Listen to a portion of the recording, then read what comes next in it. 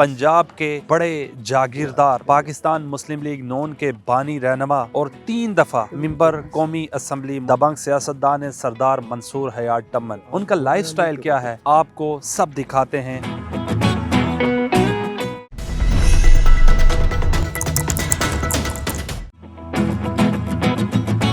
सरदार साहब, ये डेरे पे इतनी रश, अभी आप मुंतखब भी नहीं है, क्या मसाइल सुन रहे हैं लोगों के आप?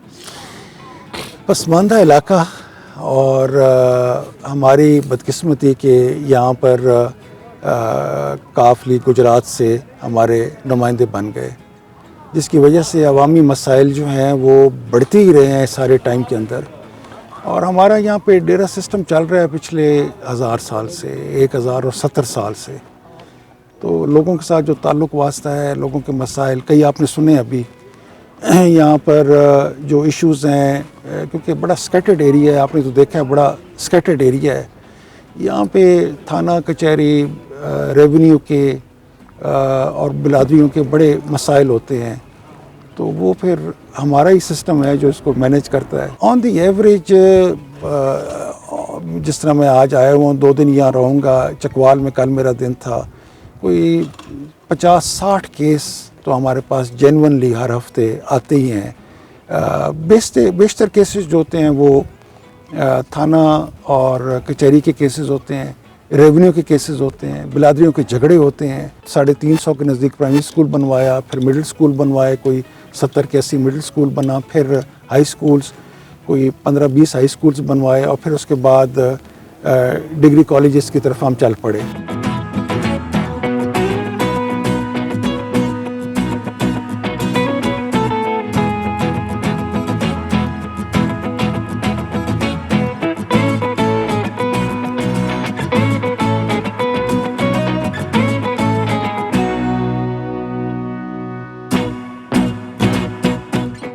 सरदार साहब के हम दूसरे डेरे पर आए हैं जहाँ पर इन्होंने कई हज़ार दरख्त लगा रहे हैं और बाग बना रहे हैं। सरदार साहब, कई 100 कनाल जगह और कई दर्जन लोग यहाँ पर काम कर रहे हैं। कितनी जगह है, ये क्या है सारी कहानी, कहाँ से जगह ले आए आप? नहीं सर, ये तो ख़ानदानी जगह है, हमें खुद हिसाब नहीं है पर ये कब से है, पर ये सिंगल ओनरशिप है पिछले जब से 1200-1500 साल से।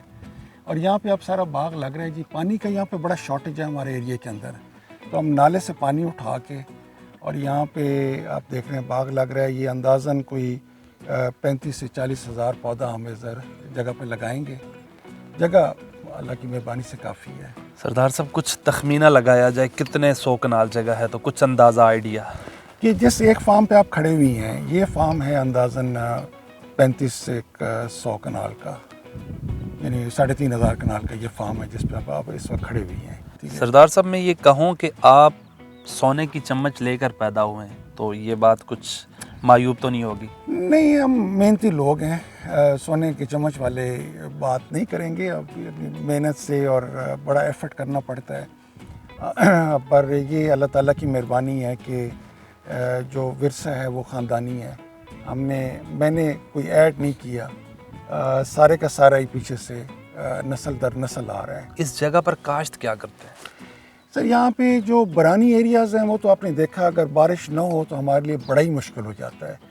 हमने जो हमारे पास वीट की वैरायटी है, जो वो भी अगेन मुझे एंसेस्ट्रल वीट जो मिली, सीड जो मिला हुआ है, हम अब बेशतर वो काश्त करना हमने शुरू कर दिया अपने बरानी एरियाज़ के अंदर, क्योंकि उसकी रेजिस्टेंस बहुत ज़्यादा है ड्राउट के साथ और अदर चीज़ों के साथ, बीमारियों के साथ जो आजकल आ रही हैं। बाकी जो पानी वाली जगह है वहाँ पर हम ये जो फार्मी गंदम है ये काश करते हैं। हमारा एरिया ये सिट्रस को और ख़ास तौर पर मीठे को बहुत ज़्यादा बर्दाश्त करता है, जो जनरल क्लाइमेट है। तो हम ज़्यादातर इस दोनों चीज़ों पर हम फोकस कर रहे हैं। यहाँ भी अब जितने पौधे लग रहे हैं, या वो किन्नू, माल्टा, रेड ब्रेड, हमारे पास एक इस साल तो खैर इतनी नहीं है, लेकिन जो लेट विंटर आती है उसकी वजह से यहाँ पर रेड ब्लड माल्टे का कलर बड़ा अच्छा हो जाता है। अच्छा। और उसमें मिठास भी आ जाती है। तो वो हम इसमें आप काश कर रहे हैं, इधर भी करेंगे उधर भी करेंगे।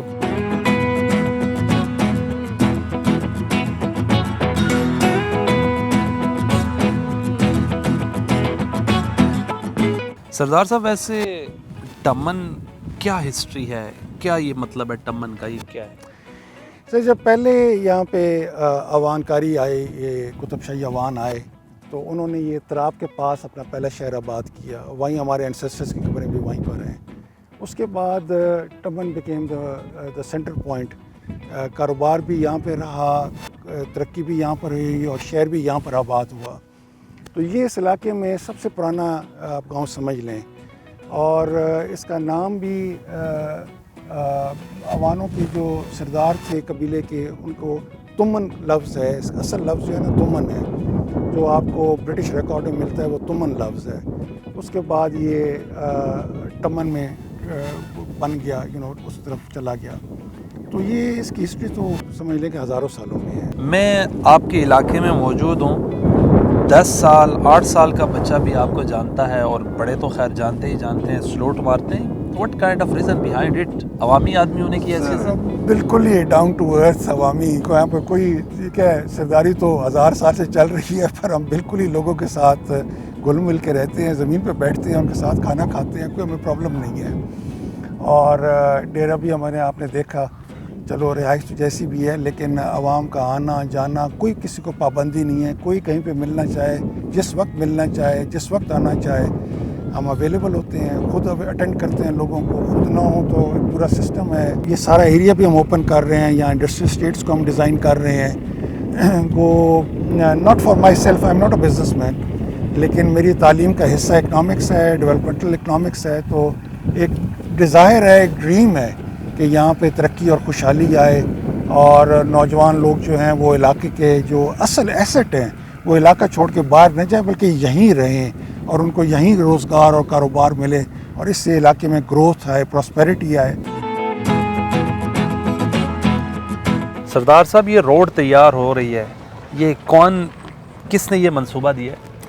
سر یہ میری 2 سال کی محنت ہے، اور اس کے بعد احسن اقبال صاحب یہاں پہ سی پیک اتھارٹی کے انچارج بن گئے، اور پنجاب میں ہماری گورنمنٹ آ گئی کچھ دنوں کے لیے، تو میں نے یہ منصوبہ سینکشن کروا کے نیچے سے اسمبلی سے منظور کروا کے، اور اس کو پنجاب ڈیولپمنٹ کا حصہ بنوا دیا۔ اور یہ 52 کلومیٹرز کی سڑک ہے، یہ سی پیک لنک روڈ کے نام سے اس سڑک کا نام ہے، اور یہ 2.5 ارب روپے کا منصوبہ ہے۔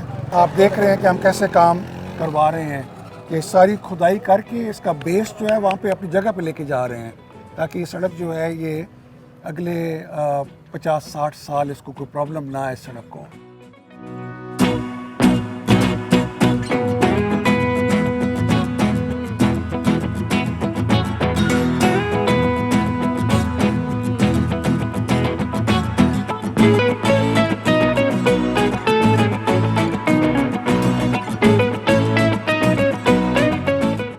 سردار منصور حیات ٹمن، سیاسی بیک گراؤنڈ پس منظر کیا ہے؟ سیاسی بیک گراؤنڈ ہے یا علاقائی بیک گراؤنڈ ہے، ہمارے انسیسٹرز جو تھے، میرے انسیسٹرز جو تھے، وہ آج سے کو اندازاً 1070 سال پہلے انہوں نے اس علاقے میں اس علاقے کو فتح کیا، بیسکلی اس زمانے میں فوج کے ساتھ آئے، فتح کیا، جرنیل تھے اور شہید ہوئے، ان کا مقبرہ بھی یہاں پہ بنا ہوا ہے، اور اس وقت سے لے کے اب تک اللہ تعالیٰ کی مہربانی سے ہم نے اپنے نظام کو قائم دائم رکھا ہے۔ میرا نانکا اور دادکا دونوں پچھلے 100 سال سے بھی زیادہ سیاست کے اندر ہیں۔ آپ کے والد سردار حیات ٹمن ذوالفقار علی بھٹو کے بڑے قریبی ساتھی تھے۔ جنرل ضیاء صاحب کا جب مارشل لا تھا 2 دفعہ انہوں نے گرفتاری بھی دی، کیسا یارانہ تھا؟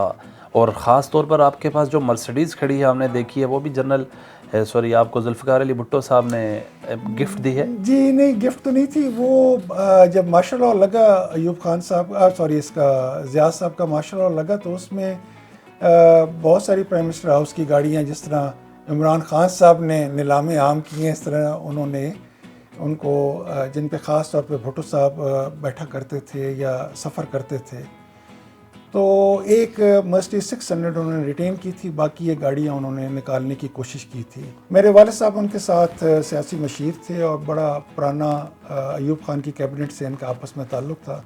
میرے والد صاحب اس زمانے میں بھی کیبنٹ کا حصہ تھے ایوب خان کے زمانے میں، تو ان کے ساتھ ایز سیاسی اور پبلک افیئرس کے دونوں ان کی مشیر تھے with full federal minister status تھا، اور تو وہ گاڑی اس وقت ہم نے پھر لی اور ابھی تک ہمارے پاس ہے. سردار صاحب 3 دفعہ آپ MNA الیکٹ ہوئے ہیں، کون کون سے آپ نے اپنے علاقے میں بڑے ترقیاتی کام کروائے ہیں اور وفاقی کابینہ میں آپ کے پاس کون سے عہدے رہے ہیں؟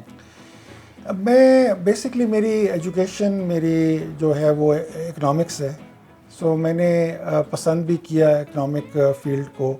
میں نے چیئر کرتا رہا فائنانس کمیٹی نیشنل اسمبلی کی چیئر کرتا رہا، اور 3-4 سال میں اس کا چیئرمین رہ گیا. علاقہ تو علاقے میں جس زمانے میں باہر سے پڑھ کے آیا، امریکہ سے پڑھ کے آیا، 2-3 سال کے بعد میں نہیں بن گیا، الیکٹ ہو گیا اس علاقے سے. اس طرح بے پناہ پسماندگی تھی، تو اس ساری کو ڈیولپ کرنے کے لیے ایک خاکہ تیار کیا کہ ایجوکیشن کو یوں بلڈ کرنا ہے، روڈ سٹرکچرز کو یوں کرنا ہے، کمیونیکیشن کو یوں کرنا ہے.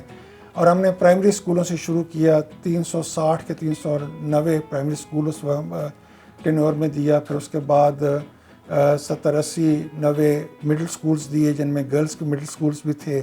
پھر ہائی اسکولز دیے، اور گریجولی ہم ڈگری کالجز تک پہنچ گئے. اسی طریقے سے سڑکوں کا سسٹم ڈیزائن کیا.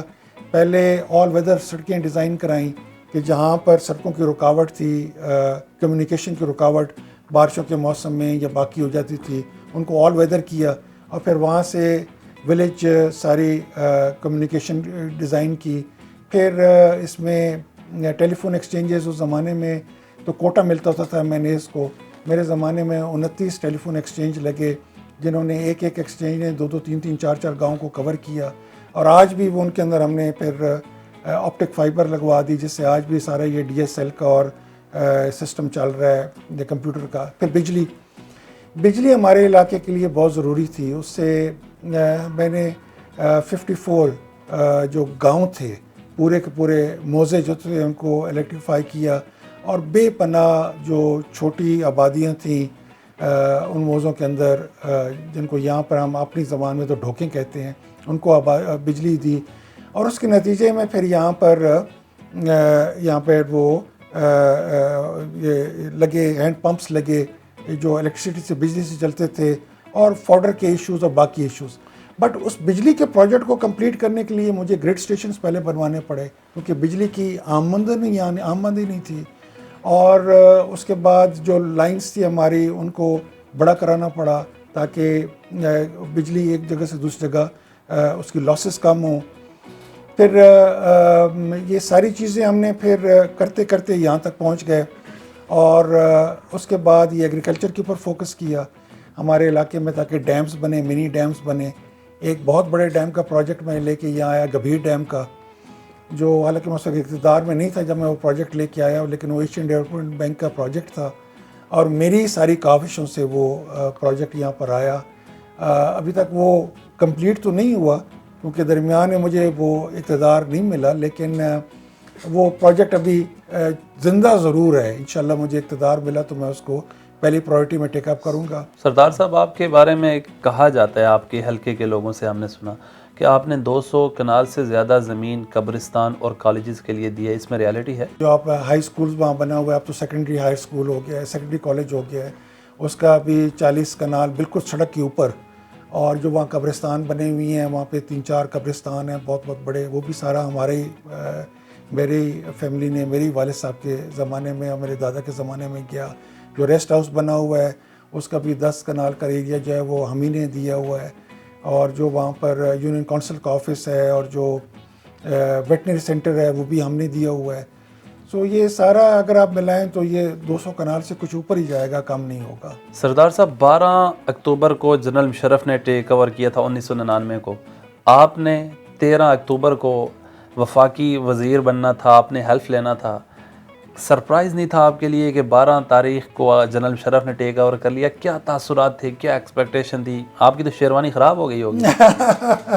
نہیں، ہم نے یہ اقتدار آتے جاتے دیکھیے ہے، ہماری فیملی کا حصہ ہے، اور wasn't the first time but ٹھیک ہے، it was a surprise but ابھی آفیشلی اناؤنس نہیں ہوا تھا.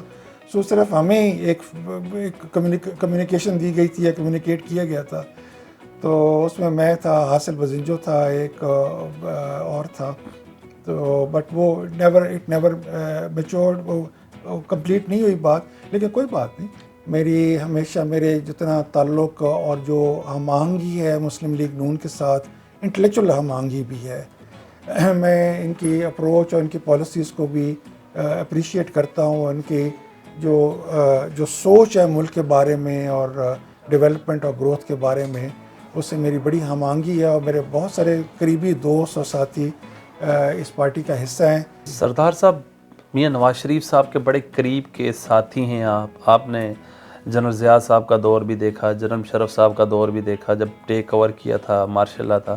تو کیا سمجھتے ہیں اب جو اکنامکلی کرائسس ہیں، پاکستان مسلم لیگ نون کا ووٹر بہت نالانی ہے، آپ اپنے حلقے میں کیسے کرتے ہیں سروائیو؟ آپ بھی مسلم لیگ نون کے ایک سرکردہ رہنما ہیں. میں یہ فلی ایگری اس بات سے نہیں کرتا کہ لوگ بالکل ہی نالاں ہیں اور لوگ کسی اور کو سلوشن سمجھ رہے ہیں ملک کے اندر. اس کی وجہ آج سے چند روز پہلے مہینہ پروبیبلی ہوا ہوگا، ہم نے یہاں پہ ایک جلسہ کیا تھا. ابھی یہ آپ کو پتہ ہے کہ اس حلقے سے پرویز الہی اور پھر سالک دونوں گجرات سے ایک ہی فیملی کے بندے یہاں سے الیکٹ ہو کے گئے. کیسے ہو کے گئے وہ دیٹس اے ڈفرنٹ اسٹوری، لیکن ہو کے یہیں سے گئے اور وہ چیف منسٹر تھے. ہم نے جلسہ یہاں ٹمن کے مقام پہ کیا تھا، ایک دیہات کے اندر، اور اس میں نے کوئی نیشنل لیڈرشپ بھی نہیں تھی. احسن اقبال صاحب، ہم نے ان کو ایز چیف گیسٹ بلایا ہوا تھا، لیکن 25-30 ہزار کا وہ پروگرام تھا لوگوں کا. اور یقین مانیں اس دیہی علاقے میں ایک چھوٹے سے گاؤں میں اتنا بڑا پروگرام کرنا، سو آئی ایم کانفیڈنٹ مسایہ لوگ آج بھی نون لیگ کو سمجھ رہے ہیں اور لوگ سمجھتے ہیں کہ ان کے پاس سلوشنز ہیں. اس میں کوئی شک نہیں ہے کہ جو آج کے حالات ہیں اس میں لوگ تنگ ہیں، اور اس کی بنیادی وجہ وہ IMF کا ایگریمنٹ ہے اور وہ 4 سال کی خان صاحب کی حکومت ہے، جس کے اندر بہت ساری ایسی چیزیں سامنے آئیں جن کی وجہ سے یہ دن اس ملک کو آج دیکھنا پڑ رہا ہے اور غریب لوگوں کو دیکھنا پڑ رہا ہے. سردار صاحب، آپ کا شمار پنجاب کے تگڑے اور ٹاپ لوگوں میں ہوتا ہے جو ذمہ دار ہیں اور لینڈ لارڈ ہیں. آپ کی جو دولت ہے اس کا تخمینہ ہم کروڑوں میں لگا سکتے ہیں یا اربوں میں؟ میں نے کبھی تخمینہ لگایا نہیں. میرے صرف یہ ہوتا ہے کہ میں اپنی جو اپنا رہن سہن ہے یا اپنا جو طریقہ کار ہے اس میں عام آدمی سے دور نہ ہو جاؤں، اور یہ میری خواہش بھی ہوتی ہے اور یہ میری کوشش بھی ہوتی ہے. اور آپ میرے علاقے میں کسی بندے سے بھی پوچھ لیں، ایٹ رینڈم پوچھ لیں، انشاءاللہ آپ کو یہی اوپینین ملے گا کہ دولت ہونا، کمانا، اس کو استعمال کرنا اپنی جگہ پر، لیکن اس کے اس طریقے سے مشتہری کرنا اور اس کو اپنے علاقے کے یا اپنے لوگوں کے لیے ایک وزن بنا لینا، یہ نہ میرا طریقہ کار رہا ہے نہ آئندہ رہے گا. سو میں نے کبھی ان چیزوں کے اوپر، یہ مومل سی چیزیں، ان پر کبھی اتنا دھیان نہیں دیا. میں زندگی گزارتا ہوں، محنت کرتا ہوں اور کوشش کرتا ہوں کہ کوئی جو کماؤں وہ اپنا لگا بھی دوں. مزے کی بات ہے کہ میرے پاس کوئی سیونگ اکاؤنٹ نہیں ہے.